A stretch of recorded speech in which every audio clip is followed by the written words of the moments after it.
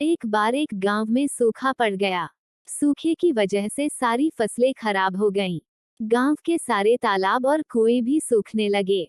यह सब देखकर गांव के मुखिया ने सभी गांव वालों को एकत्रित किया और कहा, मुखिया भाइयों, हमारे जिले में भयंकर सूखा पड़ा है। कुओं और तालाबों में कुछ ही दिन का पानी बचा है। ऐसे में अब अगर हमने कुछ नहीं किया तो सब मारे जाएंगे।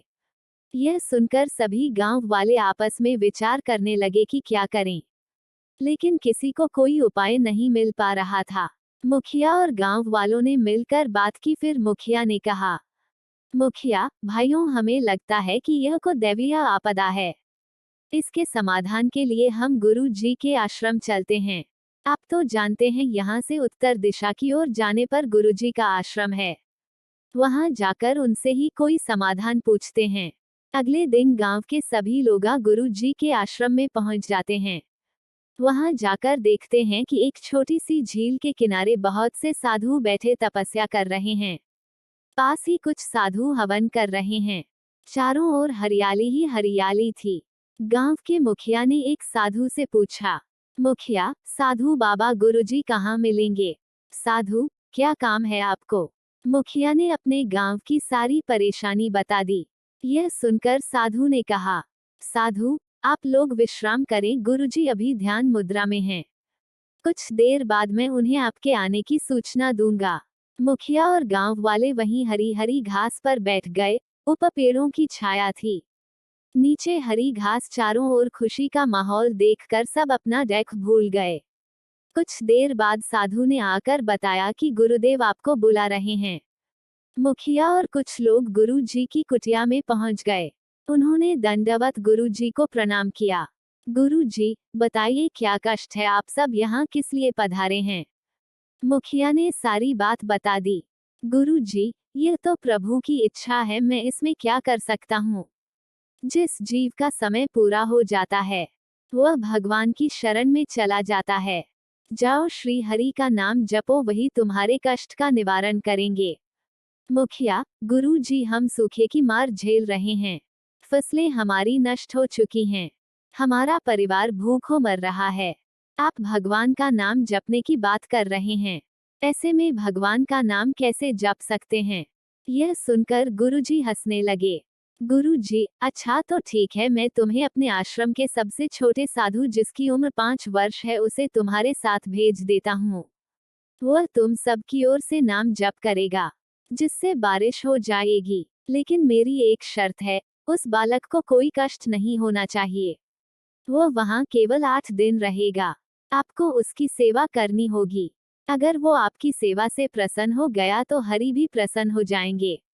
गुरु जी ने उस 5 वर्ष के साधु को अपने पास बुलाया और उसके कान में कुछ कहा। वह बालक साधु हंसते हंसते गांव वालों के साथ चल दिया। गांव में जाकर उसने एक पीपल के पेड़ के नीचे अपना आसन जमा लिया और हरि नाम का जाप शुरू कर दिया। सभी गांव वाले उसके लिए तरह तरह के फल, मिठाइयां, दूध, दही लेकर उसके पास पहुंचने लगते हैं। कोई अपने घर से दरी चादर लेकर पहुंचता है, लेकिन वह छोटा साधु केवल हरि का नाम जाप करता रहता है। गांव वाले उससे बहुत अनुनय विनय करते हैं, लेकिन वह किसी की नहीं सुनता। एक दिन बीत जाता है। अब मुखिया और गांव वालों को चिंता होने लगती है, क्योंकि उन्होंने उस बालक का ध्यान रखने के लिए कहा था, और यह बालक न तो कुछ खा रहा था, न पी रहा था। गांव में बातें बनने लगी, हर घर में यही बात होने लगी। औरतें आपस में बात करती, अरे वो छोटा सा बालक तो केवल हरि हरि जपता रहता है, समझ नहीं आता क्या करें।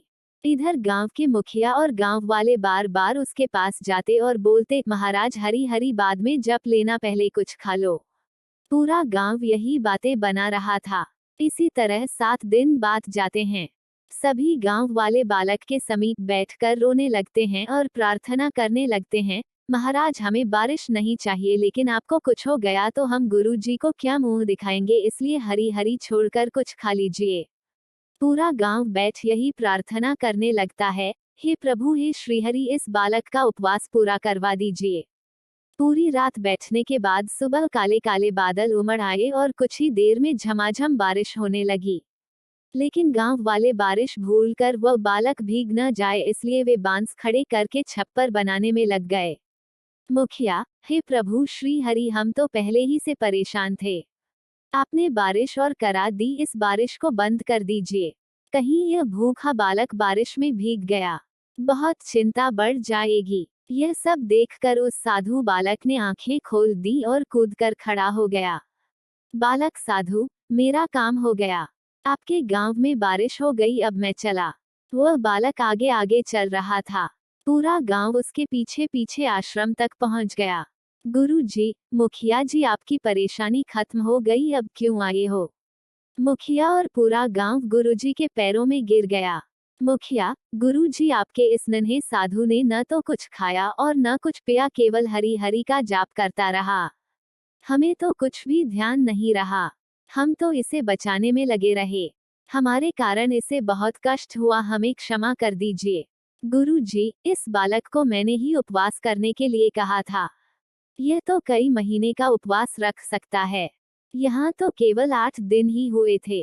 अब दूसरी बात सुनो। इसकी चिंता में पूरा गांव हरि हरि बोलता रहा, जिससे प्रभु श्री हरि ने तुम्हारी पुकार सुन ली और बारिश हो गई।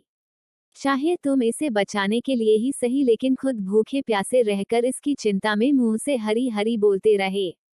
इससे तुम्हारे सारे पाप नष्ट हो गए। अब जाकर अपना जीवन सुख से जियो। मुखिया, गुरुजी, जो बात आप हमें समझाना चाह रहे थे कि हरि नाम का जाप करो, वो इस तरह से समझाई कि हमें बारिश भी बुरी लगने लगी। अब यह पूरा गांव श्री हरि का जाप करता रहेगा।